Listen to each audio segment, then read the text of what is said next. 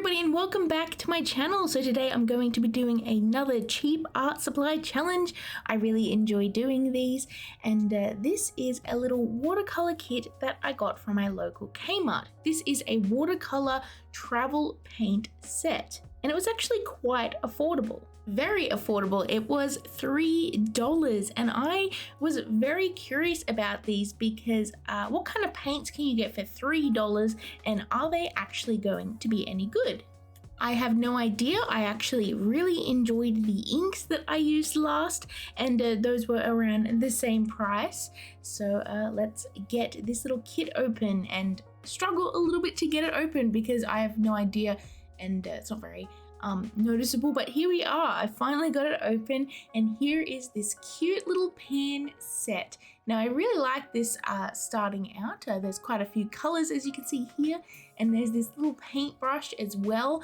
Now this paintbrush, the handle is made out of like raw pine wood, I'm guessing.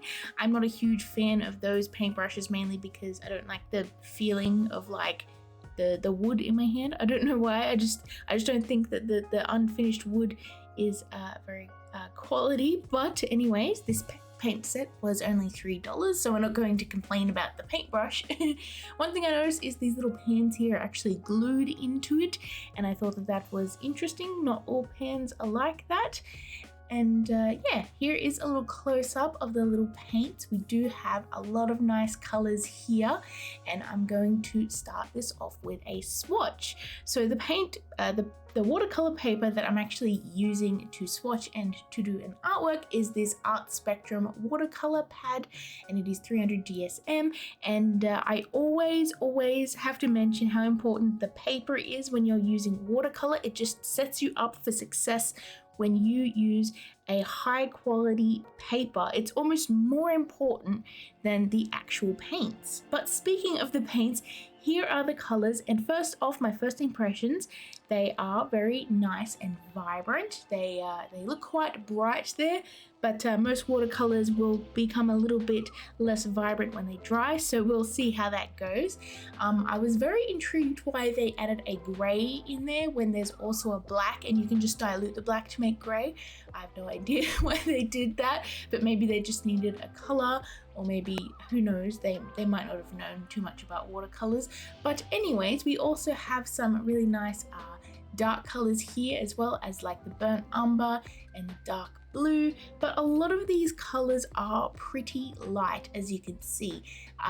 They are definitely less pigmented than more expensive watercolors, but you would kind of expect that, thinking that they are like $3 and not $300. So moving on, let's see if I can make an artwork with these very affordable watercolors. And the idea that I actually had for this artwork was a pretty lady, because it's been quite a long time since I have drawn people and I just felt like doing that. I used to draw like women constantly. It was like one of my main subject matters, but I kind of fell away from that subject matter a little bit and went into creatures and Pokemon and animals and like nature and stuff. But I kind of want to you know, add a little bit of those aspects into there while still drawing a pretty lady. My ideas for this character was it was going to be like a naturey goddess kind of character, and possibly like having like fairy wings or angel wings. I wasn't too sure when beginning, but I just like did a rough little shape there, as you can see, and she does have like little antlers on her head, and I'm not sure if that's just a headdress or if she has like branch antlers. I just thought that it looked really nice, and it really fit in with the sort of naturey feel. I also added some really nice flowers on top of her head, and she's also standing behind a little fox, and she's got her hand on the fox. I added the fox in there to obviously make it look more interesting, but also to symbolize like her connection with nature, and not just plants but animals as well. As you can see, like her arm is like lovingly resting on this fox's back. Now I knew I was going to go a little bit overboard with the background, and I wanted to have a lot of blending colors in there and some sort of flat washes as well. So I used a little bit of masking fluid here just to mask off the outline of this character so that I didn't have to worry about like accidentally going over like areas that I didn't want to go over. So anyways, I went in and I added some light green streaks, as you can see here, and I just alluded to possible trees in the distance, and then I just started to blend it a little bit, and I felt like I wanted to make the background a little bit darker, so I ended up adding in some darker greens and dark blues as well. And over the top, once that was dry, I decided to add in some leaves into the background. Now this isn't overly realistic, you can't really see where the leaves are coming from, but I really like the sort of like aesthetic that I'm getting here. Now I want to talk a little bit about what I like about these paints and what I don't like about these paints. Now keep in mind, these are very cheap. These are $3 paints, and it's got like a little set and like pretty much most of the stuff you need. So you kind of have to take like the cons to like with a grain of salt because of the price, obviously. So anyways, the pros, these are very, very affordable. They are very vibrant. The colors are very nice. Even when my swatches dried, it stayed quite nice and bright. These are very accessible. You don't have to go to an art supply store or anything. You can just go to Kmart, and as long as you're in Australia, like Kmart's are everywhere in Australia. These are quite portable. It is a travel set, so you can take this anywhere, and there's even a little space for a mini paintbrush in there. And I do like all of the colors, although I wish that they picked some better colors. I don't know why they had like a gray in there when obviously you can just dilute the black to get gray, but I digress. The cons about these paints now, they are slightly chalky when you layer them like thick, or if you use like less water and more paint. Obviously that is very common with lower quality or student grade paints. Now the palette I find is a little bit awkward. The way that it's sitting, if you press down on where the paints are, it'll sort of wobble with that hinge, and also like almost like the palette where you've got the water like tilts a little bit, and I don't like that. Especially when you're like working on a table. I need my paints to be very secure because I'm very clumsy. Anyways, the colors, some of the colors dried a little bit patchy, I will have to say, especially with the brown on the skin. I just felt like when it dried, it kind of went a little bit patchy, and then I had to go over and fix that a little bit. But again, that's quite common with affordable paints.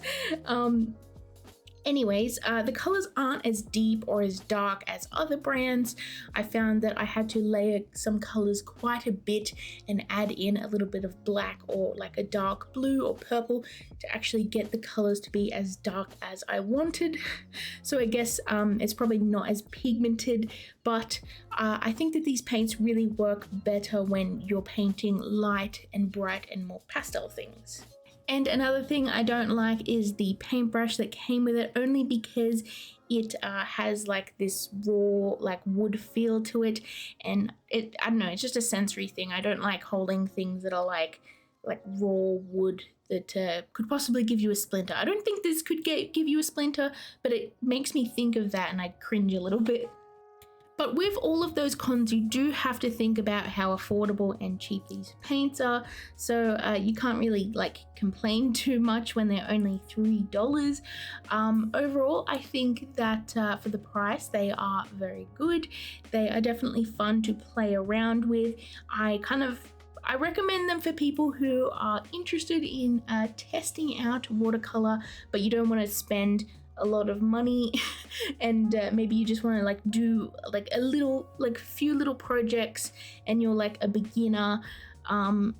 If you already own watercolor paints, I probably don't recommend these because you're probably going to have ones that are better than this. For more advanced artists, I definitely recommend a better quality and more expensive paint.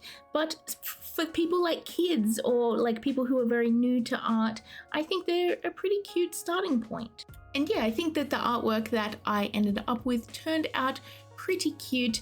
I definitely feel like I probably could have gotten better results with my other paints, and I kind of hope that, considering my other paints are more expensive than these. But I had fun with these, and I think that the artwork I made turned out pretty nice. So anyways, here is the final results for this artwork and this video, and I had a lot of fun painting this beautiful naturey goddess woman. I think that her hair turned out quite pretty, and the fox is cute, and yeah. Thank you all so much for watching. I hope you enjoyed this video, and I hope you like the art as well. Please comment below what you think of it, and hope you're all having a lovely day. Please stay safe out there, and I shall see you in my next video. Bye everyone.